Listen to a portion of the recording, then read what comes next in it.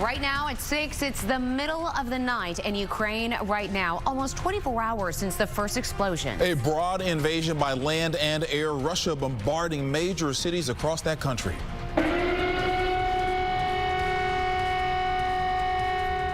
There are reports of casualties, and many Ukrainian civilians have taken shelter underground or are racing to evacuate. And then a world away, Ukrainian immigrants living here in Houston are desperate and worried for the lives of their families back home. They're very scared. Well, first of all, we barely have, any type of communication with him at the moment. That woman right there is scared for her father's life tonight. In the meantime, protests are going across the U.S. in support of Ukraine. This one happening right now in the Galleria area. War has arrived in Ukraine, and as we mentioned, there are casualties. 57 Ukrainians killed as a result of the Russian invasion, 169 more wounded. And for Ukrainians living here in Houston, it's so hard to watch and not be able to do anything. KPRC 2's Deven Clarke live outside the Russian consulate in the Galleria area with our Ukrainian community and how they're feeling tonight. Devin?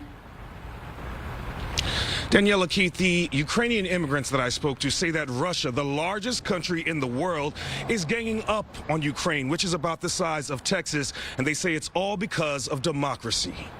They're very scared. Dasha Dashutina migrated from Ukraine to Houston more than a decade ago. She's now terrified for her father and other loved ones trying to escape their hometown of Kharkiv, the closest major city to the Russian border. It was so many people just freaking out, just trying to take money from ATM, trying to leave. She says her family hasn't been able to leave because gas stations have run dry and infrastructures have been bombed by the Russian government. On top of that, she says communication is limited because phone lines and internet connections were affected. I can hear a couple of words from him, but we cannot have a full, clear conversation. So at the moment, I know they are hiding with thousands and thousands of Ukrainians in subway, actually under the ground. Russia's war in Ukraine is fueled by claims of genocide and incursion, which Michael Balahutrek, who heads the Ukrainian American Cultural Club, says are not true. How can you imagine a weak country with not a very strong military attacking a big, powerful,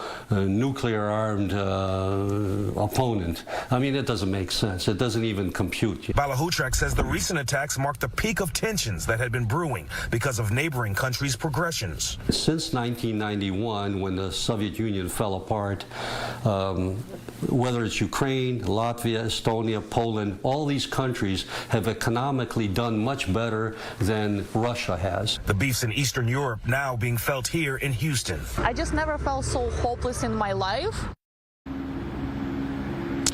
Congresswoman Sheila Jackson Lee, who was in Ukraine this week, issued a statement condemning the attacks, calling the war brutal and illegal. Reporting live near the Russian consulate tonight, Deven Clarke, KPRC 2 News.